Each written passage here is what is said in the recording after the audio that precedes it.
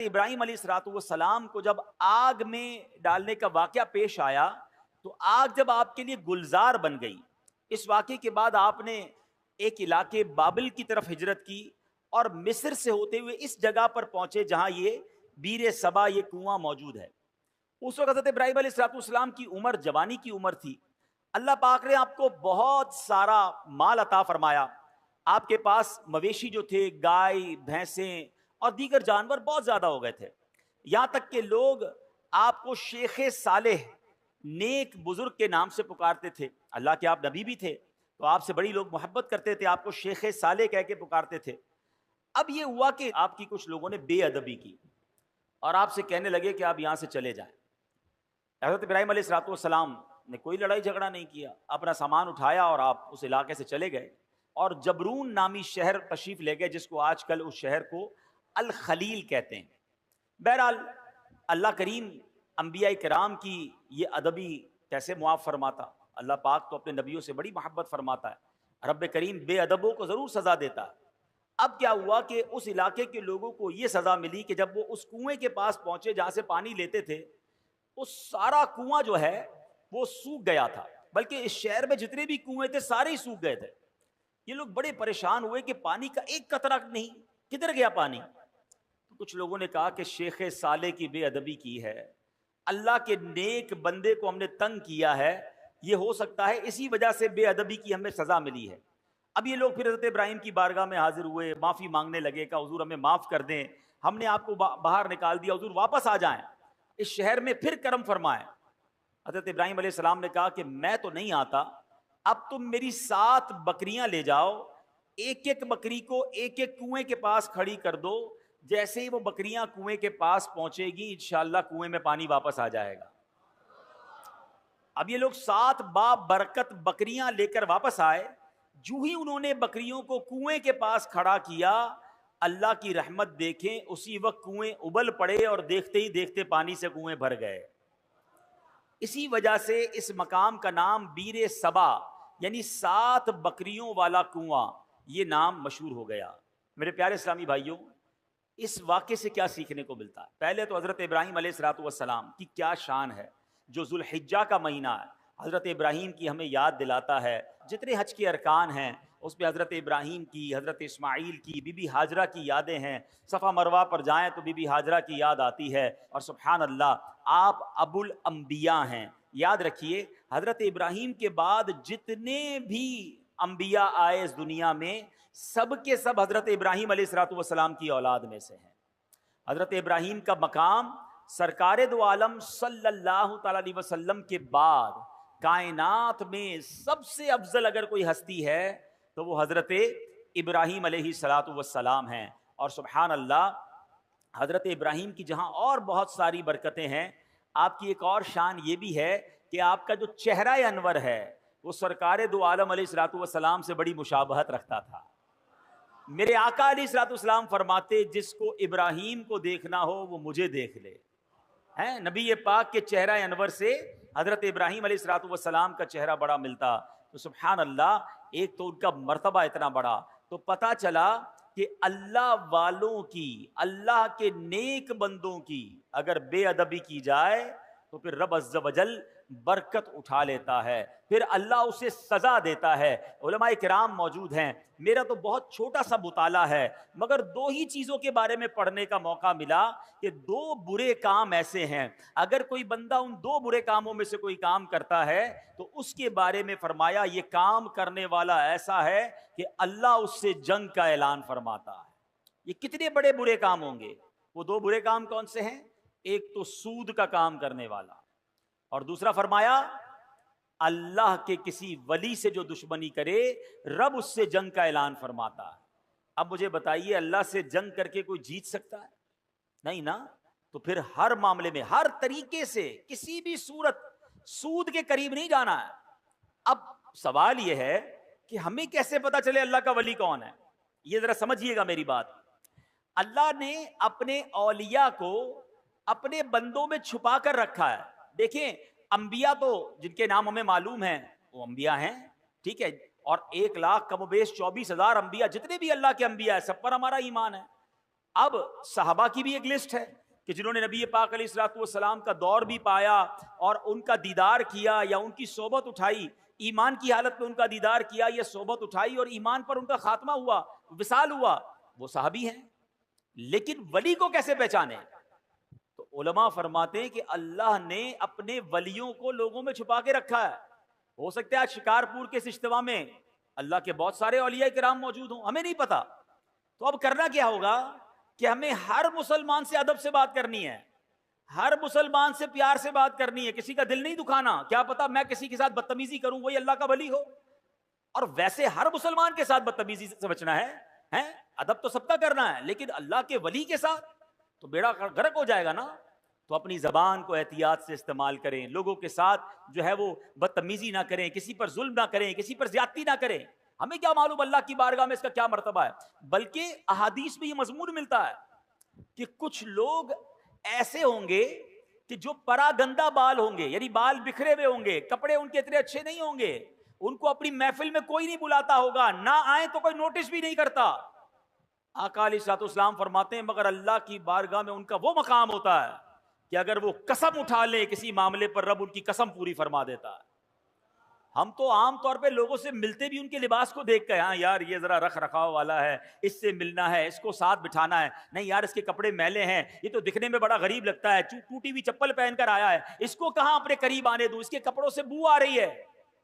نہیں، کسی کے لباس، کسی کے حلیے، کسی کی غربت دیکھ کر اس کی بے عزتی نہیں کرنی ہے، سب کے ساتھ پیار سے پیش آئے۔ ہمیں نہیں پتا اگر وہ اللہ کا ولی ہوا اور کسی معاملے میں ہم سے ناراض ہو گیا نا تو چلتی گاڑی رک جانی ہے، سارے بنے کام بگڑ جانے، کیونکہ رب کا ولی ہے، رب کا دوست ہے۔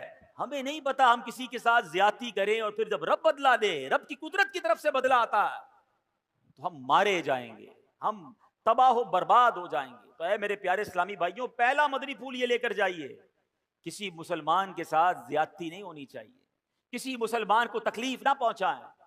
حدیث پاک میں آتا ہے من آذا مسلمن فقط آذانی، میرے آقا فرماتے جس نے کسی مسلمان کو تکلیف دی وہ ایسا ہے جیسا اس نے مجھے تکلیف دی۔ فرمایا ومن آذانی فقط آذ اللہ، اور جس نے مجھے تکلیف دی وہ ایسا ہے جیسے اس نے اللہ کو تکلیف پہنچائی۔ بات کہاں تک جاتی ہے ایک مسلمان کو تکلیف دینے میں؟ اب وہ سوچے جو مسلمانوں کو گالیاں دیتے ہیں، وہ سوچے جو مسلمانوں کا مال دباتے ہیں، وہ سوچے جو چوریاں کرتے ہیں، جو زمین پر قبضہ کر لیتے ہیں، جو یتیم بیواؤں کا بلکہ اپنی بہنوں کا ورثہ دبا لیتے ہیں، وہ کیا جواب دیں گے اللہ کی بارگاہ میں؟ کیسے جواب دیں گے؟ تو کبھی کسی کو ہماری طرف سے تکلیف نہ ہو، اس بات کا خیال رکھیں۔ پھر اس واقعے سے ایک اور بات سیکھنے کو کیا ملی، سبحان اللہ، کہ تبرکات کی کیا ویلیو ہے۔ حضرت ابراہیم خود نہیں گئے، آپ نے 7 بکریاں بھیج دیں، اور جب وہ 7 بکریاں جاتی ہیں اس کی برکت سے سبحان اللہ ان کنووں میں پانی آ جاتا ہے۔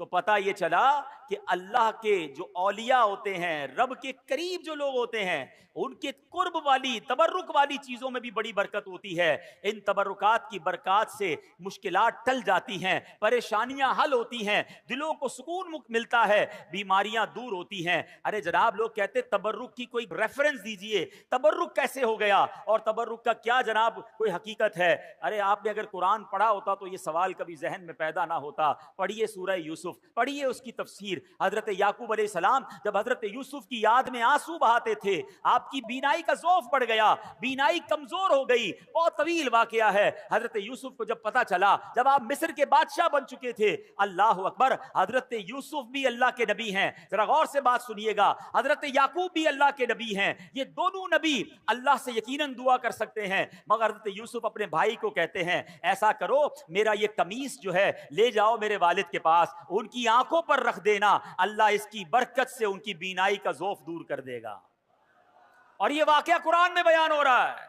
اگر تبرک کی ویلیو نہ ہوتی تو حضرت یوسف دعا فرماتے، یقیناً اللہ کے نبی ہیں، وہ دعا فرماتے، اللہ ضرور دعا کرم فرماتا، مگر سبحان اللہ یہ قرآن کا واقعہ بتا رہا ہے کہ اللہ والوں کی نسبت رکھنے والی چیز میں اللہ کریم نے اپنی رحمتوں سے برکت ڈالی ہے۔ تو تبرک کی اہمیت سمجھیے، اور اللہ والوں کا اگر کوئی تبرک مل جائے تو اس کا ادب کرنا چاہیے۔ ایک جملہ یاد کر لیجئے، با ادب با نصیب، اور بے ادب بد نصیب جو ادب نہیں کرتا اس کو برکتیں نہیں ملتی. سبحان اللہ. حضرت ابراہیم کی بات چل رہی ہے قرآن مجید فرقان حمید میں. تبرکات کی بات ہو رہی ہے نا. آؤ ایک اور تبرک کے بارے میں بتاتا ہوں جس کا ذکر قرآن میں موجود ہے اور جس تبرک کو دیکھنے کی بلکہ اس کے قریب نماز پڑھنے کی ہر مسلمان کے دل میں آرزو ہوتی ہے. اور وہ کون سا تبرک ہے؟ اللہ قرآن میں فرماتا ہے وَاتَّخِذُوا مِن مَّقَامِ إِبْرَاهِيمَ مُصَلًّى، اور اے مسلمانوں تم ابراہیم کے کھڑے ہونے کی جگہ کو نماز کا مقام بناؤ. مقام ابراہیم کیا ہے؟ ایک پتھر ہے. حضرت ابراہیم علیہ السلام اس پتھر پر کھڑے ہو کر کعبے کی آپ نے تعمیر فرمائی. اور سبحان اللہ یہ کمال کا پتھر ہے. اب دیکھیے آج شکارپور کے اس فیضان مدینہ میں ہم بیٹھے ہیں. اس کی چھت جب بنی ہوگی کسی انسان کا ہاتھ تو نہیں پہنچا ہوگا نا، کوئی نہ کوئی لفٹ لگائی گئی ہوگی. اس کے بعد وہ شٹرنگ لگاتے ہیں، مزدور اوپر چڑھتے ہیں اور چڑھ کر کام کرتے ہیں. اگلا فلور ہو تو ایک اور لفٹ لگائی جاتی ہے. جتنا قد ہوتا ہے وہاں تک بندے کا ہاتھ پہنچتا ہے. اس کے اوپر کے لیے کسی لفٹر کی ضرورت پڑتی ہے. سبحان اللہ 5000 سال سے پرانی بات ہے جب حضرت ابراہیم کعبے کی تعمیر کر رہے تھے. بتاؤ نا حضرت ابراہیم نے یہ قد سے اوپر پتھر کیسے رکھے ہوں گے؟ سبحان اللہ. تفاسیر میں یہ ملتا ہے کہ جس پتھر پر حضرت ابراہیم کھڑے ہو کر کعبے کی تعمیر کر رہے تھے حضرت اسماعیل پتھر پکڑاتے جاتے، حضرت ابراہیم پتھر رکھتے جاتے، اور جب یہ دیوار اونچی ہو جاتی مقام ابراہیم بھی اونچا ہوتا چلا جاتا. مقام ابراہیم جو پتھر ہے وہ لفٹ کا کام کرتا تھا، وہ اونچا ہو جاتا. آپ اوپر پتھر رکھتے، جب نیچے پتھر رکھنا ہوتا وہ پتھر نیچے آ جاتا. سبحان اللہ یہ کیسا معجزہ ہے. بلکہ سنو 5000 سال کے بعد بھی آج بھی اپنی آنکھوں سے جب آپ مقام ابراہیم کا دیدار کرتے ہیں نا تو حضرت ابراہیم کے قدموں کے نشان آج بھی نظر آتے ہیں. اللہ نے اس تبرک کو کیسے باقی رکھا ہے، اس کی حفاظت کا کیسے انتظام کیا ہے. جناب 400-500 سال 700-800 سال میں عمارت تباہ ہو جاتی ہے، عمارت مخدوش ہو جاتی ہے، گرنے کے قریب ہو جاتی ہے. یہ پتھر 5000 سال سے زیادہ اس میدان میں گویا پڑا ہوا ہے، اس میدان میں جلوہ فرما ہے. اس پتھر پر اب جا کر یہ جو مقام ابراہیم کے اوپر آپ دیکھتے ہیں نا ایک بہت خوبصورت سا گولڈن کلر کا ایک کیس بنا دیا گیا ہے، ایک اس کو حفاظت کر دی گئی ہے اس کی. یہ پہلے ایسا نہیں تھا، یہ 200-400 سال پہلے ہوا ہوگا. ہزاروں سال سے کھلے میدان میں یہ پتھر موجود ہے. ہزاروں بارشیں گزری، ہزاروں آندھیاں گزری، موسم آگے پیچھے ہوئے، مگر اس پتھر پر آج بھی حضرت ابراہیم کے قدموں کے نشان موجود ہیں. یہ کیسا معجزہ ہے کہ ہم اپنی آنکھوں سے دیکھ رہے ہیں. اب ذرا آگے چلیے، اب ذرا بتائیے قرآن کہتا ہے اس مبارک پتھر کو مصلی بنایا جائے، مصلی بنانے کا حکم دیا. اس کا مطلب کیا ہوا کہ کعبے کے سامنے ایسی جگہ کھڑے ہو کر نماز پڑھو کہ مقام ابراہیم تمہارے اور کعبے کے درمیان میں آئے. یعنی جب طواف کے بعد جو نوافل پڑھے جاتے ہیں جو جس کو واجب الطواف کہا جاتا ہے وہ اس جگہ کھڑے ہو کر پڑھنا مستحب ہے. حضرت عبداللہ بن عمرو بن عاص فرماتے ہیں رحمت اللہ تعالی علیہ خیر المسجد خلف المقام وعن یمین الامام، یعنی پوری زمین میں سجدہ کرنے کے لیے 2 جگہ بہترین ہیں. نمبر 1 مقام ابراہیم کے پیچھے، اور نمبر 2 ہم جب بھی نماز جماعت سے پڑھیں تو امام صاحب کی سیدھی جانب. سبحان اللہ. یہ بھی پتا چلا کہ جب جب جماعت میں نماز پڑھنے کا موقع ملے اللہ کرے با جماعت نماز ہم پڑھنے والے بن جائیں. پھر پہلی صف میں جا کر نماز ادا کیا کریں اور کوشش کریں پہلی صف میں جو مؤذن صاحب کے ساتھ پہ رائٹ سائڈ کی جو جگہ ہے اللہ کرے وہ مل جائے. فرمایا یہ بہترین جگہ ہے. تو سبحان اللہ مقام ابراہیم کے پیچھے نماز پڑھنا ہے. اب ایک اور ذرا تھوڑا سا باریک سا مسئلہ سمجھ لو، انشاءاللہ عشق رسول میں اور اضافہ ہو جائے گا. اب ذرا سمجھیے گا مقام ابراہیم کیا ہے؟ ایک پتھر ہے. ہاں یہ جنتی پتھر ہے، بڑا مقدس پتھر ہے، لیکن عین نماز میں اس پتھر کی تعظیم کرنے یعنی اسے مصلی بنانے کا حکم دیا. اب سوچنے کی بات ہے، علماء بیٹھے ہیں کہ حالت نماز میں ایک پتھر کی تعظیم کرنے سے نماز میں کوئی نقص نہیں آتا ہے، نماز میں کوئی کمی نہیں آتی ہے، نماز ٹوٹتی نہیں ہے بلکہ نماز مکمل رہتی ہے. बल्कि तो भला खुद अंबिया इकराम अलैहिस्सलातु वस्सलाम, बल्कि नबियों के इमाम जनाब रसूलुल्लाह सल्लल्लाहु अलैहि वसल्लम का अगर किसी को नमाज में ख्याल आ जाए तो उसकी नमाज में कैसे खलल वाक़ होगा, उसकी नमाज में क्या कमी आ जाएगी। सुभान अल्लाह, सच यही है कि हालत नमाज में नबी की ताज़ीम का ख्याल आने से नमाज टूटती नहीं बल्कि कामिल व अकमल हो जाती है। किसी आशिक ने क्या खूब कहा, किया क्या करम किया तेरी याद ने मुझे आ जगाया नमाज में, क्या करम किया तेरी याद ने मुझे आ जगाया मेरी नमाज में, मेरे वो भी सजदे अदा हुए जो कज़ा हुए थे नमाज में। अल्लाह अकबर। यानी नबी पाक की याद अगर नमाज में आ जाती है तो गफलत की नींद उड़ जाती है। और सुभान अल्लाह, नमाज का तोहफा भी तो नबी पाक ने ही हमें दिया है, नमाज की तालीम भी नबी पाक अलैहिस्सलातु वस्सलाम ने हमें दी है। तो सुभान अल्लाह, ये है जनाब तबरुकात की हैसियत और तबरुकात की बरकत। अल्लाह से दुआ करते हैं रब्बे करीम हमें मक्का पाक की हाजिरी अता फरमाए, हज की सआदत नसीब फरमाए, मकाम इब्राहिम का दीदार नसीब फरमाए और मकाम इब्राहिम के पास नमाज अदा करना भी नसीब फरमाए। हाँ, एक मसला बता देता हूँ, जब जब ये फजीलत सुनते हैं ना तो हमारे कुछ हाजी साहिबान समझते हैं, चाहे वो उम्रे पर जाएं या हज पे जाएं, कि जनाब आप तो बिल्कुल मकाम इब्राहिम के पीछे नमाज पढ़ेंगे तो नमाज होगी वरना नमाज ही नहीं होगी। तो अब उसके लिए वो जनाब तवाफ रोक कर 4-5 बंदे हाथ बांध लेते हैं कि नहीं भाई इधर ही नमाज पढ़नी है। अब उस पर हज़ारों लोग गुजर रहे होते हैं और अब माशाल्लाह तवाफ में तादाद भी ज़्यादा होती है। तो अगर मकाम इब्राहिम पर आपको जगह ना मिले तो हरम पाक में जहाँ भी जगह मिले आप वहाँ पर वाजिब तवाफ जो है, जो नमाज के नवाफिल हैं तवाफ के, वो अदा कर सकते हैं। वो कहीं भी अदा कर लें, मकाम इब्राहिम पर जाकर अदा करना ज़रूरी नहीं है। बहरहाल मेरे प्यारे इस्लामी भाइयों, हज़रत इब्राहिम का जिक्र खैर हो रहा है। एक मरतबा हज़रत इब्राहिम अलैहिस्सलातु वस्सलाम समुंदर के किनारे से गुजर रहे थे। आप सुभान अल्लाह, आप अलैहिस्सलातु वस्सलाम ने देखा कि एक लाश पड़ी हुई है। हालत यह है कि समुंदर की मछलियां भी उससे नोच रही हैं और परिंदे भी उसका गोश्त खा रहे हैं। ये देखकर हज़रत इब्राहिम अलैहिस्सलातु वस्सलाम को बड़ी हैरत हुई। वैसे हज़रत इब्राहिम अलैहिस्सलातु वस्सलाम का ईमान और यकीन कितना पुख्ता था, इस पर तो कोई कलाम नहीं हो सकता। आप जैसा कामिल ईमान वाला कौन हो सकता है। ये तो सिर्फ एक हैरानी थी कि ये लाश जब कई सारे टुकड़ों में बढ़ गई है, इसका कुछ गोश्त मछलियों के पेट में चला गया है, कुछ परिंदों के पेट में चला गया है, कुछ पानी में लग लग कर गल गया है। एक लाश के इतने सारे टुकड़े बट गए हैं, कयामत आने में अभी सदियां बाकी हैं। हैरत की बात यह कि अल्लाह कैसे कयामत के दिन मुर्दों को जिंदा करेगा और ये सारा गोश्त जो इसके जिस्म पर वापस आ जाएगा। तो सुभान अल्लाह, आपने रब्बे करीम की बारगाह में सवाल किया, रब्बी अरिनी कैफ तुह्यिल मौता, ऐ मेरे रब तू मुझे दिखा दे कि तू मुर्दों को किस तरह जिंदा फरमाएगा। अल्लाह अकबर।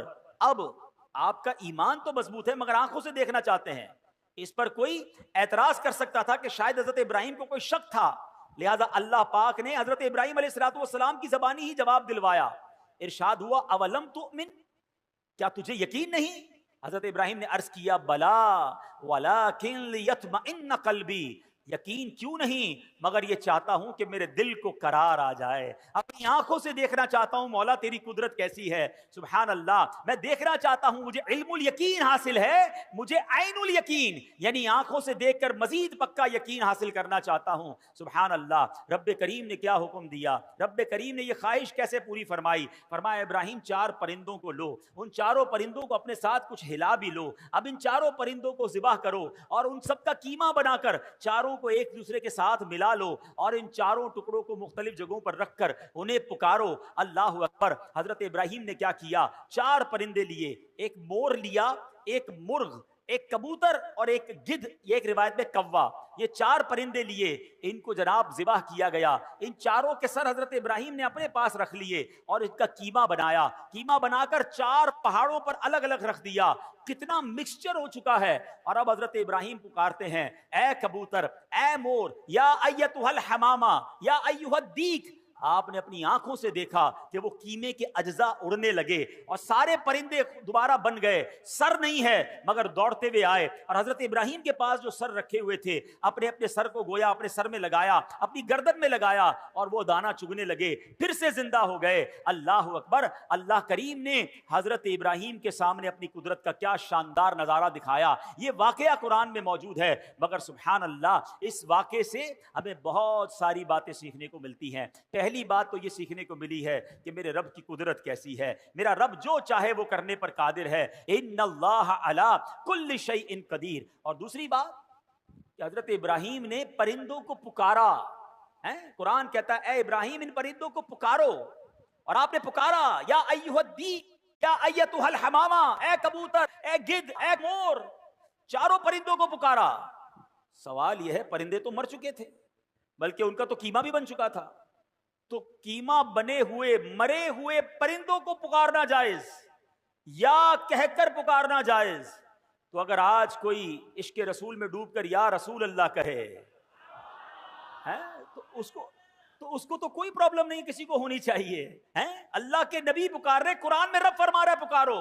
اگر کوئی صحابی رسول کو پکارتا ہے یا صدیق یا عمر یا عثمان یا حیدر تو کوئی حرج نہیں ہے. غوث پاک کو پکارے, داتا حضور کو پکارے, حضرت امام حسن امام حسین کو پکارے. نبی اللہ جو ہوتے ہیں وہ حیات ہوتے ہیں, اپنی قبروں میں رزق پاتے ہیں, یہ تو حدیث پاک میں موجود ہے. تو اگر کوئی آج یا رسول اللہ کہے تو اس میں کوئی حرج نہیں, بلکہ چلے ایک اور بڑا آسان طریقے سے سمجھا دیتا ہوں. یہ تو میں نے قرآن کی بات کی ہے, حدیث پاک تقریباً سبھی لوگوں کو یہ دعا یاد ہوگی جب ہم قبرستان جاتے ہیں. مشکات شریف کی حدیث میں بھی یہ دعا موجود ہے اور کئی سارے لوگوں کو یاد ہوگی. قبرستان کی دعا یاد ہے نا, السلام علیکم یا اہل القبور یغفر اللہ لنا ولکم وانتم سلفنا ونحن بالاثر. کیا خوبصورت دعا ہے, بلکہ اس دعا میں ایک میسج بھی بڑا پیارا ہے. اللہ کرے قبرستان جائیں تو یہ دعا کا میسج بھی تو سمجھیں. معنی کیا بنتا ہے اس دعا کا؟ السلام علیکم یا اہل القبور, اے قبر والو تم پر سلام ہو. یغفر اللہ لنا ولکم, اللہ تمہاری اور ہماری مغفرت فرمائے. وانتم سلفنا, تم پہلے چلے گئے. ونحن بالاثر, ہمیں پیچھے آنا ہے. کاش قبرستان جا کر یہ بات سمجھ آ جائے کہ یہ پہلے چلے گئے ہیں, ہماری باری آنے والی ہے, مجھے بھی اسی قبر میں جانا ہے, میرا بھی سب کچھ پیچھے رہ جائے گا. میں دنیا کے پیچھے اتنا نہ بھاگوں کہ قبر میں جب جاؤں تو وہاں مار پڑے. کاش اس دعا سے ہم یہ سبق حاصل کریں. اور سبحان اللہ, ایک مسئلہ کیا حل ہو گیا مجھے بتائیے. قبرستان شکارپور میں بھی ہوگا نا, قبرستان میں نیک لوگ بھی دفن ہوئے ہوں گے, گناہگار بھی دفن ہوئے ہوں گے, نمازی بھی گیا ہوگا, بے نمازی بھی گیا ہوگا, عبادت گزار بھی گیا ہوگا, شرابی بھی گیا ہوگا. سارے قبرستان والوں کو جا کر آپ کیا کہتے ہیں؟ السلام علیکم یا اہل القبور. نیک کی قبر پر بھی یا اہل القبور, گناہگار کی قبر پر بھی یا اہل القبور. مجھے بتاؤ ایک عام مسلمان کو یا اہل القبور کہنے کی اجازت حدیث پاک کے ذریعے ہے, یہ دعا موجود ہے, نبی پاک یہ دعا کہتے ہیں. تو اگر میں داتا حضور کے قدموں میں جا کر کہوں کہ یا داتا حضور, تو اس میں کیا پرابلم ہے جناب؟ یہ تو حدیث پاک سے ثابت ہے. تو اس میں کنفیوز نہ ہوا کریں. امید ہے یہ مسئلہ بھی دور ہو گیا ہوگا. اچھا, یہاں علماء نے ایک بڑی پیاری اور بھی بات سکھائی, صوفیانہ تفسیر کی ہے اس واقعے کی. یہ جو چار پرندے ہیں نا, کبوتر, مرغ, مور اور گدھ, فرمایا ان چاروں میں ایک بری خصلت ہے. جو مور ہے نا اس کو اپنی خوبصورتی پر بڑا ناز ہے, گھمنڈ, تکبر. جو مرغ ہے اس میں بڑی شہوت ہوتی ہے. فرمایا کبوتر بھی جو ہے اپنی اونچی اڑان پر بہت زیادہ غرور کرتا ہے, اور گدھ جو ہے اس کے اندر بڑی لالچ ہوتی ہے. کیا خوبصورت بات علماء کہتے ہیں, یہ چار بری عادتیں ہیں. حضرت ابراہیم نے ذبح کیا نا ان چار پرندوں کو. اگر تم بھی اپنے دل سے ان چار بری عادتوں کو نکال دو, ان چار بری خصلتوں کو ذبح کر دو, اس رب کریم نے چار مرے ہوئے پرندوں کو زندہ کیا تھا, وہ تمہارے مردہ دل کو بھی زندہ فرما دے گا. تمہارے دل میں بھی نور علی نور ہو جائے گا. بس ان بری خصلتوں سے اپنے آپ کو بچانا ہے. سبحان اللہ. اب ایک اور بات سیکھنی ہے اس واقعے سے جو آج کے دور میں بڑی امپورٹنٹ ہے. حضرت ابراہیم کا ایمان کتنا مضبوط ہے, پہلے یہ بات سمجھنا. ان کے ایمان کا صدقہ اللہ عطا فرما دے. ایسا ایمان تھا کہ اتنی بڑی آگ میں آپ کو ڈالا جا رہا تھا. آپ کی عمر کتنی تھی اس وقت؟ 18-20 سال. فرشتے آئے تھے آپ کے پاس, اے ابراہیم ہمیں کہیے ہم بارش برسا دیتے ہیں. ہوا کا فرشتہ آیا, اے ابراہیم آپ کہیں تو ہوا چلا کر آگ بجھا دیتے ہیں. آپ نے کہا نہیں مجھے تم میں سے کسی سے حاجت نہیں. جب بالکل آگ میں پھینکا جانے لگا حضرت جبرائیل آئے, اے ابراہیم آپ میرے لیے کوئی کام ہو تو بتائیں. آپ نے فرمایا مجھے تمہاری کوئی حاجت نہیں ہے. حضرت جبرائیل کہتے ہیں اے ابراہیم پھر اللہ ہی سے عرض کر دیجئے کہ وہ آپ کو اس آگ سے بچا لے. ایمان کی طاقت دیکھیں, اللہ پر بھروسہ دیکھیں. حضرت ابراہیم کہتے ہیں میرا رب دیکھ رہا ہے, اس نے بچانا ہوگا تو وہ بچا لے گا, وہ جو چاہے میں اس میں راضی ہوں. اللہ اکبر, یہ ایمان تھا. حضرت ابراہیم کے ایمان کی بات کرتے ہو, آپ کے ایمان کا لیول یہ ہے کہ آپ کو حکم ملا اپنی زوجہ کو, اپنے دودھ پیتے بچے کو ایک صحرا میں چھوڑ کر آ جاؤ جہاں پانی بھی نہیں ہے, جہاں آبادی بھی نہیں ہے. آپ اس جگہ پر چھوڑ آئے اور پھر مکہ آباد ہو گیا. آپ کو کہا جاتا ہے اپنے بیٹے کو ذبح کرو, آپ اپنے بیٹے کو ذبح کرنے چل پڑتے ہیں. ارے ایسا ایمان, اللہ اکبر. شاعر مشرق کہتے ہیں نا اگر آج بھی ہو ابراہیم سا ایمان پیدا. ہاں پرابلم یہی ہے, ہمارے ایمان میں ہی کمزوری ہو گئی ہے. ایمان مضبوط ہو جائے تو کیا ہوگا؟ وہ کہتے ہیں اگر آج بھی ہو ابراہیم سا ایمان پیدا, آگ کر سکتی ہے انداز گلستاں پیدا. آج بھی آگ باغ بن سکتی ہے. آپ غم کی آگ میں ہے نا, پریشانی کی آگ میں ہے, اگر کسی اور مصیبت میں ہے, اپنا ایمان مضبوط کر لو, اپنا عقیدہ مضبوط کر لو, اللہ پر بھروسہ مضبوط کر لو, تمہاری غموں کی آگ جو ہے وہ آج گلزار بن جائے گی. مگر سمجھ یہ آیا کہ حضرت ابراہیم علیہ السلام کو اپنے ایمان کو مزید مضبوط کرنا تھا. سیکھنے کو یہ ملا کہ ہمیں بھی یہ کام کرتے رہنا ہے کہ ہمارا ایمان بھی مضبوط ہو جائے, کہیں ایمان کمزور نہ ہو جائے. ایمان کی فکر کرنی ہے. حدیث پاک میں آیا ایک زمانہ آئے گا آدمی صبح کو مومن ہوگا شام کو کافر ہوگا, اور شام کو مومن ہوگا تو صبح کافر ہوگا. آج کل تو جناب طرح طرح کے فتنے ہیں, ایمان کے ڈاکو گھوم رہے ہیں. بعد اللہ کوئی عقیدہ ختم نبوت پر اٹیک کر رہا ہے, کوئی جناب ہمارے اولیاء کرام صحابہ کرام کے ہمارے جو ان سے تعلق ہے اس پر اٹیک کر رہا ہے, کوئی جناب انبیاء کرام کے بارے میں معاذ اللہ ہمارے دل سے محبت نکالنے کی کوشش کر رہا ہے. اور آج سوشل میڈیا کا زمانہ ہے, جس کو دیکھو سب کو سننے کا شوق ہے.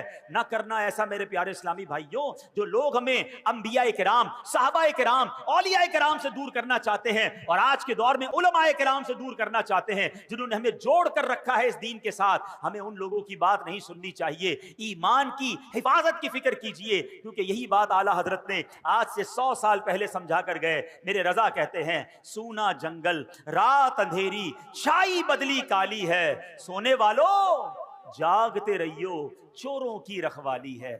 آنکھ سے کاجل صاف چرا لیں یا وہ چور بلا کے ہیں.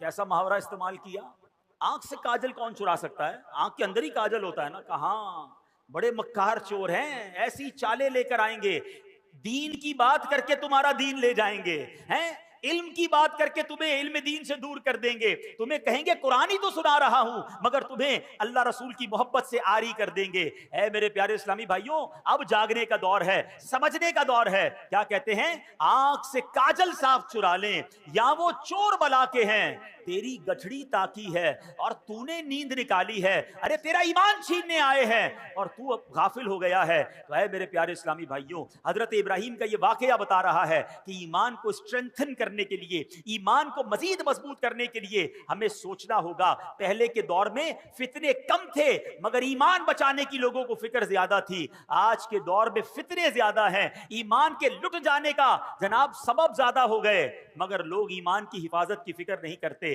آپ مجھے ایک بات بتائیں, اگر ہمارے پاس کوئی قیمتی چیز ہو اس کی حفاظت کی کتنا سوچتے ہیں؟ کسی کے پاس اگر مثال دیتا ہوں, قیمتی موبائل ابھی جیب میں ہوگا تو ہر تھوڑی دیر بعد اپنے جیب پہ ہاتھ لگاتے ہیں, یار موبائل ہے کہ نہیں ہے, کہیں چلا تو نہیں گیا. کوئی موٹر سائیکل قیمتی بار کھڑی کر کے آیا ہوگا یا گاڑی, اس کا دھیان بار بار جاتا ہوگا, یار لاک صحیح لگایا تھا نہیں لگایا تھا, کیونکہ قیمتی ہے. سونا ہو, پیسے ہوں اور تالے کے اندر گھر میں یا بینک میں رکھواتے ہیں. مجھے بتائیں ہم سب کے پاس سب سے زیادہ قیمتی چیز کیا ہے؟ بتائیے نا. ایمان سے بڑھ کر کچھ نہیں ہے. ساری دنیا کی دولت کسی کے پاس ہو اور ایمان نہیں, اس سے بڑا غریب کوئی نہیں ہے. اور میرے پاس کچھ نہ ہو, ایمان ہو تو مجھ سے بڑا امیر کوئی نہیں ہے. کیوں کہ جو ایمان سلامت لے کر قبر میں جائے گا نا, وہ ہمیشہ ہمیشہ جنت میں رہے گا انشاءاللہ. اگر گناہگار بھی ہوا, رب ناراض بھی ہوا, کسی وجہ سے اسے جہنم میں ڈالا بھی گیا, تو سزا بھگتنے کے بعد جب وہ جنت میں جائے گا نا پھر جنت سے باہر کبھی نہیں آئے گا. قرآن کہتا ہے ہم فیہا خالدون, ہمیشہ ہمیشہ جنت میں رہے گا. تو ایمان اتنی بڑی نعمت ہے. اور جو کفر پر جس کا خاتمہ ہوا, جو ایمان کے بغیر دنیا سے گیا, اب وہ جہنم میں جائے گا اور جہنم سے کبھی بھی باہر نہیں آئے گا. ہم فیہا خالدون. اب سوچو ایمان کی کتنی فکر کرنی چاہیے, مگر یا کسی کو ٹینشن ہی نہیں ہے. اپنی دعا کروائیں گے, لوگ کرواتے بھی ہیں, دعا کرتے بھی ہیں, یا اللہ روزی میں برکت دے دے, گھر کی حفاظت ہو, بچوں کی حفاظت ہو, فصل کی حفاظت ہو. کبھی تو دعا کرو یا اللہ ایمان کی حفاظت ہو. کبھی تو دعا کرو یا اللہ قبر میں ایمان سلامت لے کے جاؤں. یعنی ایمان کے بارے میں سوچتے ہی نہیں ہیں. حالانکہ ایمان چھن سکتا ہے. پہلے تو یہ سمجھیے, آپ کو پتا ہے میرے آقا علیہ الصلوۃ والسلام کی دعا, پہلے یہ بتائیے پیارے آقا کا قلب مبارک کیسا ہے, آپ کا دل اقدس, آئے ہائے تیرے صدقے میں آقا سارے جہان کو دین ملا, جن کے صدقے ہمیں ایمان ملا. وہ دعا کرتے تھے. وہ دعا کیا تھی؟ یا مقلب القلوب ثبت قلبی علی دینک, اے دلوں کو پھیرنے والے میرے دل کو تیرے دین پر ثابت قدمی عطا فرما. یہ اللہ کے نبی دعا ہماری تعلیم کے لیے فرماتے. ہمیں ٹینشن ہی کوئی نہیں. ایمان کی مضبوطی کے بارے میں سوچئے. اب کیسے ایمان مضبوط ہو, آئیے سنتے ہیں. حدیث پاک میں ہے لا یؤمن احدکم حتی اکون احب الیہ من والدہ وولدہ والناس اجمعین. آقا فرماتے تم میں سے کوئی بھی اس وقت تک کامل ایمان والا نہیں ہو سکتا جب تک مجھے اپنے والدین, اولاد اور سب لوگوں سے بڑھ کر محبوب نہ بنا لے. تو ایمان کیسے مضبوط ہوگا؟ نبی پاک سے سچی محبت, سب سے زیادہ محبت. خالی نعرے نہیں, غلامی رسول میں موت بھی قبول ہے, بہت اچھا نعرہ ہے. جس کو موت قبول ہے اس کو نماز کیوں قبول نہیں ہے؟ اس کو حرام روزی چھوڑنا قبول نہیں ہے, اس کو بے حیائی کے کام چھوڑنا قبول نہیں ہے, جوئے اور شراب میں پڑے میں کہتے غلامی رسول میں موت بھی خود سوچئے نا. سچی محبت. مومن کامل کب ہوگا؟ جب نبی پاک سے سچی اور سب سے زیادہ محبت ہوگی. ایک اور ایمان مضبوط کرنے والے کام سنیں. آقا فرماتے ہیں اوثق عرل ایمان الحب فی اللہ.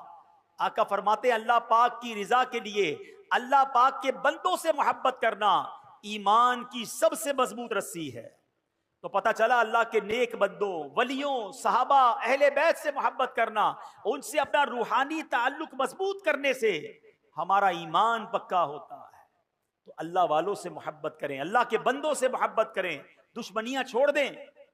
ایک اور حدیث پاک نبی پاک علیہ الصلوۃ والسلام فرماتے ہیں تم میں سے کوئی بھی اس وقت تک کامل مومن نہیں ہو سکتا جب تک اس کی خواہشات میرے لائے ہوئے دین کے تابع نہ ہو جائیں. یعنی خواہشات پر نہیں چلنا ہے. میری خواہشات, میری تمنائیں سب پیچھے ہیں. پہلے میرا دین ہے, پہلے میرا مذہب ہے, پہلے اسلام ہے. لوگ کہتے ہیں یار سب چلتا ہے, بچوں کی خوشی میں سب چلتا ہے. نہیں میرے پیارے اسلامی بھائیوں, اپنی خواہشات کو مٹا کر اسلام پر عمل کرنا یہ ایمان کو مضبوط کرتا ہے. ایک اور حدیث پاک سنیں جو آج کے دور میں بڑی ضروری ہے.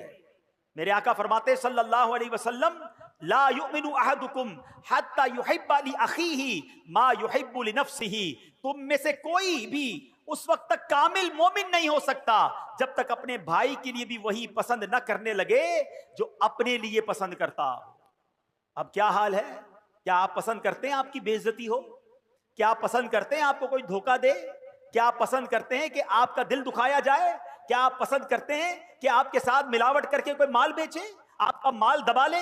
جب آپ اپنے لیے پسند نہیں کرتے تو آپ دوسرے کے لیے بھی یہ پسند نہ کریں.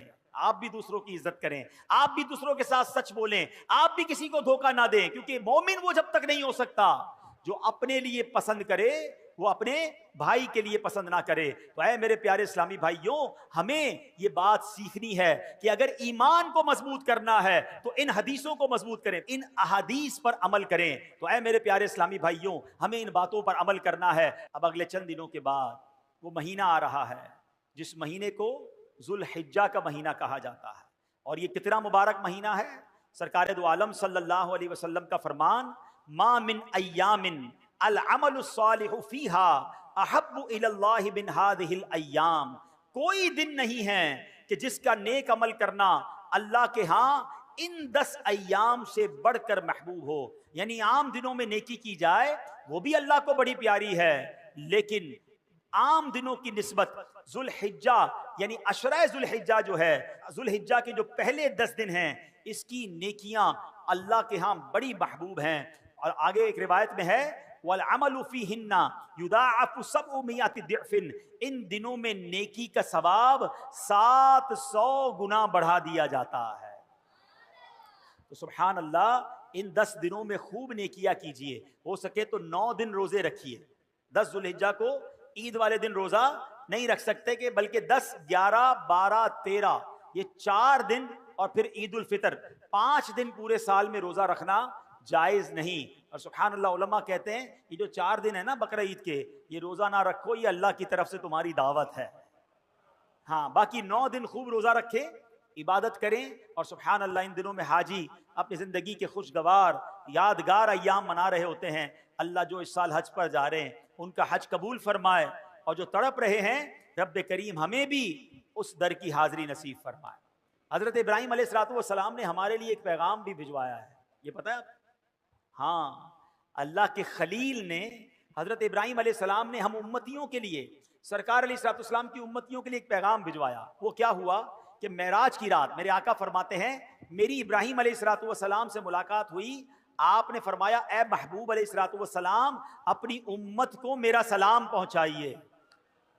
آئے ہائے، اللہ کے نبی حضرت ابراہیم ہمیں سلام عطا فرما رہے ہیں، اور پھر فرمایا کہ اے محبوب صلی اللہ علیہ وسلم اپنی امت کو فرمائیے کہ جنت پاک اور زرخیز زمین ہے اور خالی میدان کی صورت ہے، بے شک یہاں کے باغات سبحان اللہ، الحمدللہ، لا الہ الا اللہ اور اللہ اکبر ہیں، یعنی جنت کی زمین خالی ہے۔ بندہ جب یہ تسبیح کرتا ہے اس جنت میں درخت لگتے رہتے ہیں۔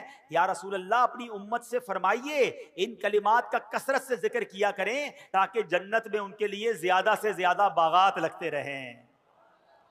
کاش ہم درخت لگانے لگیں تو کچھ موسم بھی ٹھیک ہو جائے۔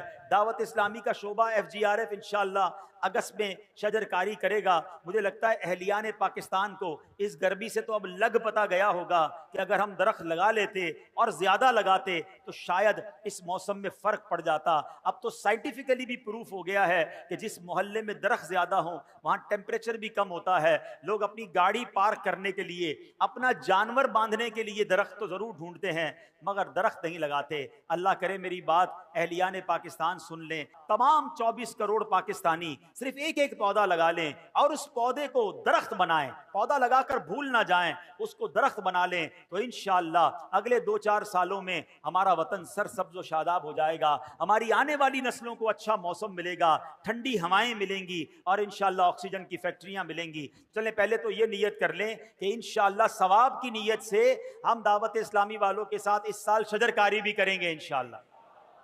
یہ تو ہو گئی دنیا میں شجر کاری، اب جنت میں درخت لگانے وہ تو اور آسان ہے۔ حضرت ابراہیم نے کیسا پیارا کام